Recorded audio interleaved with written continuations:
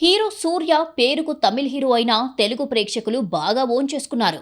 అందుకే సూర్య నటించిన కొన్ని సినిమాలు తమిళ్లో కంటే తెలుగులో పెద్ద హిట్ అయ్యాయి. అయితే కంగువాతో నిరాశపరిచిన సూర్య ఈసారి రెట్రోతో ప్రేక్షకుల ముందుకు వచ్చాడు. మరి ఈ రెట్రో ఎలా ఉంది అనేది ఇప్పుడు చూద్దాం. పారి అలియాస్ పారివెల్ కన్నన్ అంటే సూర్యను ఇష్టం లేకపోయినా తిలక్ అంటే జోజో జార్జ్ తన భార్య బలవంతం మేరకు దత్తత తీసుకుని పెంచుకుంటాడు.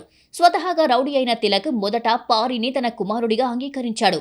కానీ ఒకసారి తన మీద హత్యాయత్నం జరిగినప్పుడు పారి అతన్ని కాపాడడంతో అప్పట్నుంచి తన కొడుకుగా భావించి చేరదీస్తాడు. అయితే తండ్రి కోసం పారి కూడా రౌడీలా మారి తండ్రికి కావలసిన పనులన్నీ చేస్తుంటాడు.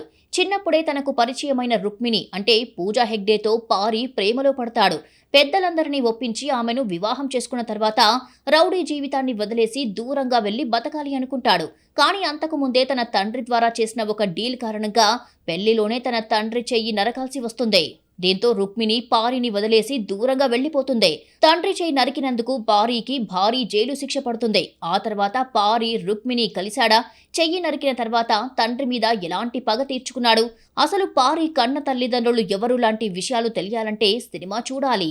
కార్తిక్ సుబ్బరాజ సినిమా వైవిధ్యంగా ఉంటుంది అనే నమ్మకం, కొత్తగా ఉంటుంది అనే కాన్ఫిడెంట్ ప్రేక్షకుల్లో ఉంటుంది. అయితే రెట్రో ప్రారంభమైన కొద్దిసేపటికే ఆ నమ్మకం, కాన్ఫిడెన్స్ రెండూ సన్నగిల్లుతాయి.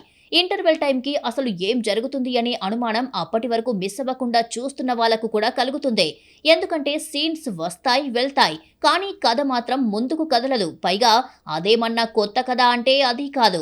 కాకపోతే ఆ కథ చెప్పడానికి ఎంచుకున్న బ్యాక్ డ్రాప్ కొత్తగా ఉంది, కానీ ఉపయోగం లేదు. తల్లిదండ్రులకి దూరమై విలన్ గ్యాంగుకి దొరికిన కుర్రాడు ఆ గ్యాంగ్తోనే పెరిగి వారి కోసం ఏదైనా చేయడానికి సిద్ధమవుతాడు. ఒక సమయంలో అతను చేసేది మంచిది కాదని తెలుసుకొని వారికి ఎదురు తిరుగుతాడు. ఇది చాలా సినిమాల్లో చూసిందే, మళ్లీ చూపించారు. ఆ తర్వాత సెకండ్ హాఫ్ లో ఏం జరుగుతుందో కొత్తగా చెప్పనక్కర్లేదు. అండమాన్ బ్యాక్ డ్రాప్ కి షిఫ్ట్ అయిన తర్వాత ఈ కథ మల్టీ లేయర్డ్ గా మారుతుంది. చెప్పాలి అనుకున్న పాయింట్ సాగదీస్తూ పోవడం, అర్థం పర్థం లేని సన్నివేశాల వల్ల సెకండ్ హాఫ్ తలా తోకా లేక సాగుతుంది. ఎడిటింగ్ ఆర్డర్ లో ఏమైనా కన్ఫ్యూజ్ అయ్యారా అన్నట్టుగా ఉంది స్క్రీన్ ప్లే.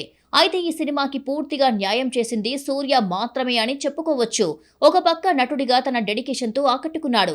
మరో పక్క నిర్మాతగా సినిమాకి అడిగింది కాదనకుండా రిచ్ గా తెరకెక్కించాడు. ఏ సీన్ కి ఎలాంటి ఎమోషన్ కావాలో అలాంటి ఎమోషన్ జస్ట్ ఎక్స్ప్రెషన్స్ తో పండించాడు. సినిమా చివరి వరకు చూడ్డానికి కారణం సూర్య అని చెప్పినా తప్పులేదు. పూజా హెగ్డే అందాల ఆరబోతకు దూరంగా నటనతో ఆకట్టుకునే ప్రయత్నం చేసిందే. మిగతా వాళ్లంతా పాత్రల పరిధి మేర నటించారు.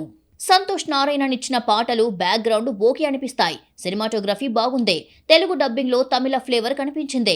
Major complaint director Karthik Subbaraju పైనే.